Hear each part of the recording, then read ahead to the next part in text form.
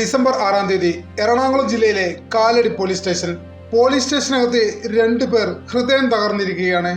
ഷൈജുവും ഭാര്യയുമായിരുന്നത്.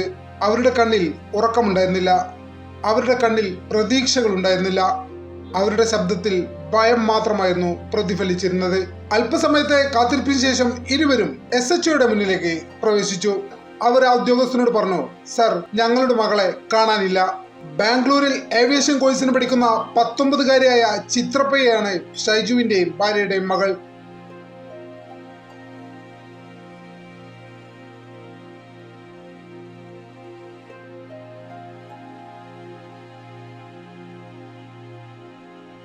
അവൾ വെള്ളിയാഴ്ച നാട്ടിലെ ഉത്സവം കൂടാനായി അവധിക്ക് വീട്ടിലെത്തിയതാണ്. അന്നേ ദിവസം രാത്രി അല്പം സാധനങ്ങൾ വാങ്ങാനുണ്ടെന്ന് പറഞ്ഞ് വീട്ടിൽ നിന്ന് ഇറങ്ങിയ ചിത്രപ്രിയ പിന്നീട് ഇത്രയും ദിവസമായിട്ടും വീട്ടിലേക്ക് ഇതുവരെ മടങ്ങി വന്നിട്ടില്ല. രാത്രി മുഴുവൻ പിതാവായ ഷൈജുവും കൂട്ടുകാരും നാട്ടുകാരും എല്ലാവരും തിരഞ്ഞു. എങ്ങും കണ്ടെത്താനായില്ല. എല്ലാ വഴികളിലും കാടുകളിലും വിജനമായ പ്രദേശങ്ങളിലും അവർ തിരഞ്ഞു. മകളെ പലതവണ ഫോൺ വിളിച്ചു, പക്ഷേ ഒരു വിളിക്കും ഉത്തരമുണ്ടായിരുന്നില്ല. അങ്ങനെ ശനിയാഴ്ച പുലർച്ചെയോടെ കാലടി പോലീസ് സ്റ്റേഷനിലെത്തി. പരാതി നൽകുന്ന അവസരമാണിത്. അവർ SHOയുടെ കാര്യങ്ങൾ വിശദമായി പറഞ്ഞു. ഗൗരവം മനസ്സിലാക്കിയ SHO ഉടൻ തന്നെ അന്വേഷണത്തിന് പുറപ്പെട്ടു. ആദ്യ ദിവസം കാര്യമായ ഉത്തരങ്ങളൊന്നും അന്വേഷണത്തിന് ലഭിച്ചില്ല. അതിനുശേഷം പോലീസ് ചിത്രപ്രിയയുടെ മൊബൈലിന്റെ CDR പരിശോധിച്ചു. സമീപത്ത് ലഭ്യമായ എല്ലാ CCTV ദൃശ്യങ്ങളും പരിശോധിച്ചു.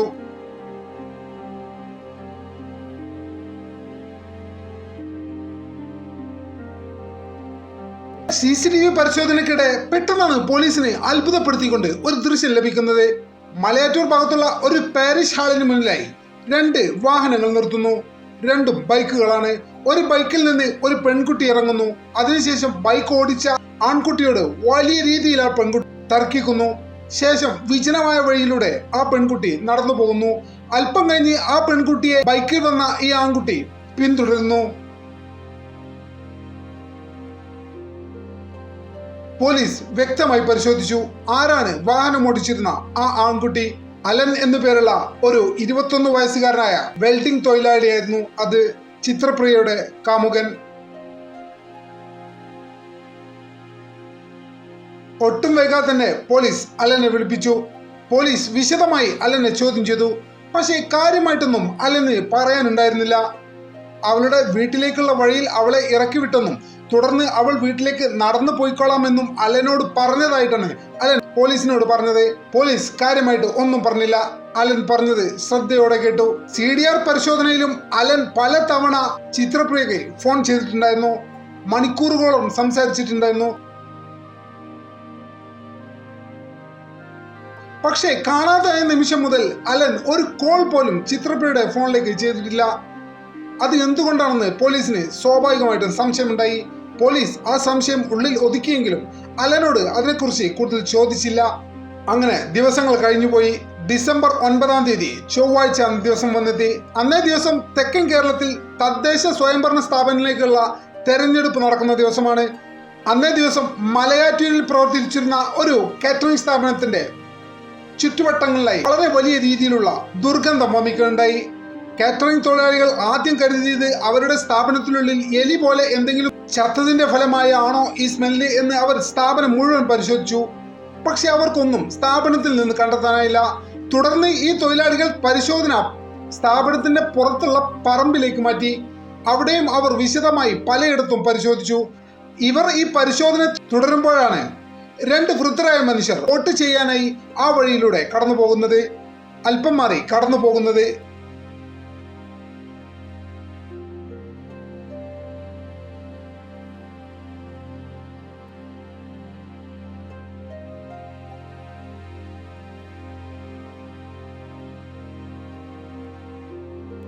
അല്പസമയത്തിന് ശേഷം ആ 2 വൃദ്ധരും ഉറക്കെ നിലവിളിക്കുകയാണ്.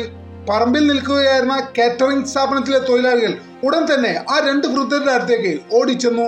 ആ വൃദ്ധരുടെ സമീപത്ത് എത്തിയ ഉടനെ തന്നെ കാറ്ററിംഗ് സ്ഥാപനത്തിലെ ജീവനക്കാരുടെ കണ്ണ് പുറത്തേക്ക് തള്ളിപ്പോയി. അത്ര ഭീകരമായ ഒരു കാഴ്ചയായിരുന്നു അവർ അവിടെ കണ്ടിരുന്നത്. ആ കാഴ്ച കണ്ട് ഭയന്ന് വിറച്ചിട്ടാണ് ആ 2 വൃദ്ധർ നിലവിളിച്ചത്.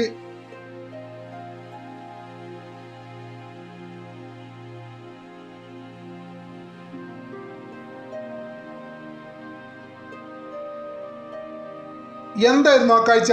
അത് മറ്റൊന്നുമല്ല, ഒരു പെൺകുട്ടിയുടെ ചീഞ്ഞളിഞ്ഞ മൃതദേഹമായിരുന്നു. ചുറ്റും രക്തക്കറകൾ, രക്തം കട്ടപിടിച്ച് കറുപ്പ് നിറമായിട്ടുണ്ട്. ചില കല്ലുകളിൽ രക്തം കറുപ്പ് കട്ട പിടിച്ച് അങ്ങനെ ഇരിക്കുകയാണ്. ഒറ്റ നോട്ടത്തിൽ ആരുടെയും ബോധം പോകുന്ന ഒരു കാഴ്ച. കാറ്ററിംഗ് സ്ഥാപനത്തിലെ പല തൊഴിലാളികളും ഈ കാഴ്ച കണ്ടപാട് അവർ വല്ലാതെ വാവിട്ട് കരഞ്ഞു. അവർ ഭയന്ന് വിറച്ചുപോയി. എന്നാൽ ഈ കാറ്ററിംഗ് സ്ഥാപനത്തിലെ ചില തൊഴിലാളികൾക്ക് ഈ മരണപ്പെട്ടത് ആരാണെന്ന് ചില സംശയങ്ങൾ ഉണ്ടായിരുന്നു. മരണപ്പെട്ടത് ചിത്രപ്രിയയാണോ എന്ന് ചില തൊഴിലാളികൾ സംശയം പറഞ്ഞു. അതിന് മറ്റൊരു കാരണം കൂടിയുണ്ട്. ചിത്രപ്രിയയുടെ മാതാവ് ഈ കാറ്ററിംഗ് സ്ഥാപനത്തിൽ പല സമയങ്ങളിലും ജോലിക്കായി വന്നിട്ടുണ്ടായിരുന്നു. അതുവഴി തന്നെ ചിത്രപ്രിയയെ പലർക്കും ആ നാട്ടിൽ അറിയാമായിരുന്നു. എന്തായാലും ചീഞ്ഞളിഞ്ഞ മൃതദേഹം ആയതുകൊണ്ട് തന്നെ പലർക്കും സംശയങ്ങൾ മാത്രമാണ് ഉള്ളത്. എന്തായാലും അവിടെ കൂടി നിൽക്കുന്നവരിൽ ഒരു കാരണവർ ഉടൻ തന്നെ പോലീസിനെ ഈ വിവരം അറിയിച്ചു. പോലീസ് വന്ന് വിശദമായ പരിശോധന നടത്തി. തിരിച്ചറിയലിന്റെ ഭാഗമായിട്ട് പോലീസ് ഷൈജുവിനെയും ഭാര്യയെയും സ്പോട്ടിലേക്ക് വിളിച്ചു വരുത്തി. അവർ അവരുടെ ചലനമറ്റ മകളുടെ മൃതശരീരം തിരിച്ചറിഞ്ഞു. അവർ രണ്ടുപേരും ആ യാഥാർത്ഥ്യം ഉൾക്കൊള്ളേണ്ടി വന്നു. ചിത്രപ്രിയ എന്ന അവരുടെ മകൾ ഇപ്പോൾ ലോകത്ത് നിന്ന് ഇല്ലാതായിരിക്കുന്നു.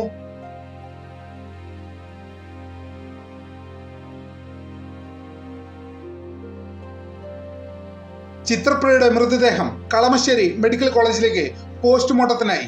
ഇതിനുശേഷമാണ് അലനെ ഒരിക്കൽ കൂടി പോലീസ് കസ്റ്റഡിയിൽ എടുക്കുന്നത്. ഇത്തവണ പഴയ പോലെ ആ 21-കാരന് പോലീസിന് മുന്നിൽ പിടിച്ചു നിൽക്കാൻ സാധിച്ചില്ല. അവൻ വിറച്ചുപോയി, അവൻ പൊട്ടിക്കരഞ്ഞുപോയി. ഒടുവിൽ അവൻ സത്യം പറഞ്ഞു.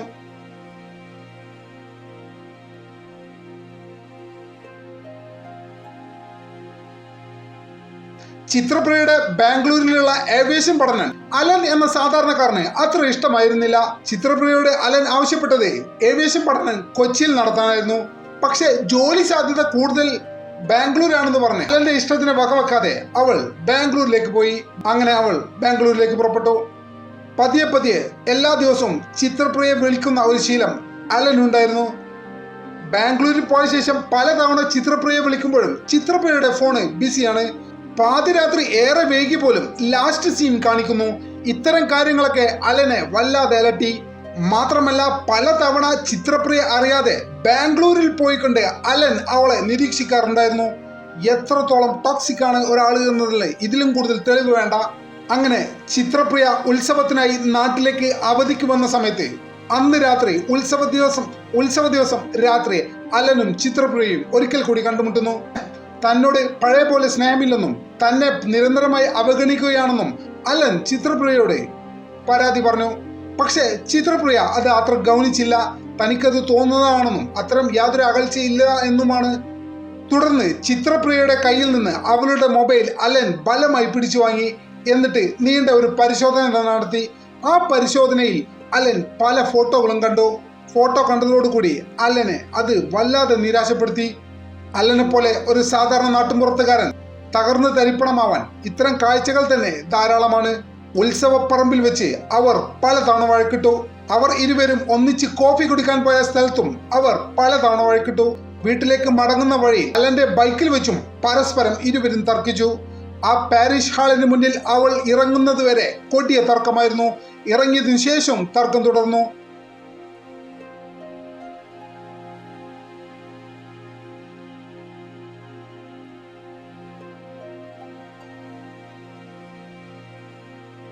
വല്ലാത്ത രീതിയിലുള്ള ഒരു സംശയരോഗമായിരുന്നു അലന് ചിത്രപ്രിയയുടെ മേൽ ഉണ്ടായിരുന്നത്.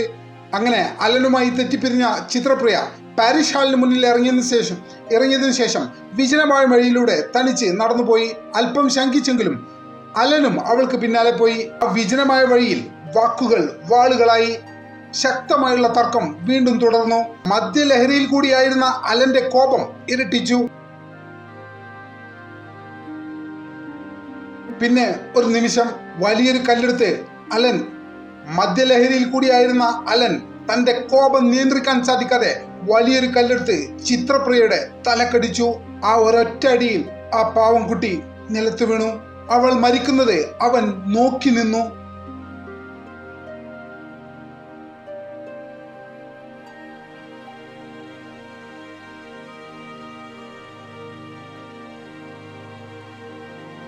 മരിച്ചു എന്ന് ഉറപ്പായതിനു ശേഷം അവൻ ഓടി ഒളിക്കാൻ ശ്രമിച്ചു. പോസ്റ്റ്മോർട്ടം റിപ്പോർട്ട് പ്രകാരം തലച്ചോറിലെ ആന്തരിക രക്തസ്രാവമാണ് മരണകാരണമായി പറയുന്നത്. പ്രിയപ്പെട്ട ഷൈജുവിനും ഭാര്യയെയും തേടി ഇനി മകൾ വരില്ല. ആ യാഥാർത്ഥ്യത്തെ ഉൾക്കൊള്ളാൻ അവർക്കും സാധിക്കണം. എങ്കിൽ പോലും നഷ്ടപ്പെട്ടവനെ നഷ്ടപ്പെട്ടതിന്റെ വേദന അറിയൂ എന്ന യാഥാർത്ഥ്യം നമ്മളും മനസ്സിലാക്കേണ്ടതുണ്ട്. പ്രണയം എന്നത് ഒരു ഉടമസ്ഥാവകാശമല്ല. സ്വപ്നങ്ങളെ കൊല്ലാനുള്ള അധികാരം ആർക്കുമില്ല. ഒരു നിമിഷത്തെ നിയന്ത്രിക്കാനാവാത്ത കോപം ഒരു പക്ഷേ ഒരു ജന്മം മുഴുവൻ തിരുത്താനാവാത്തതായിരിക്കും. നമ്മുടെ ചാനൽ ഇതുവരെ സബ്സ്ക്രൈബ് ചെയ്യാത്തവർ ഉടൻ തന്നെ സബ്സ്ക്രൈബ് ചെയ്ത് പിന്തുണ തരണമെന്ന് വളരെ വിനീതമായി അഭ്യർത്ഥിക്കുന്നു. മറ്റൊരു വീഡിയോയുമായി ഒട്ടും വേഗം തന്നെ കാണാമെന്ന പ്രതീക്ഷയോടെ തൽക്കാലത്തേക്ക് വിട പറയുന്നു. നന്ദി.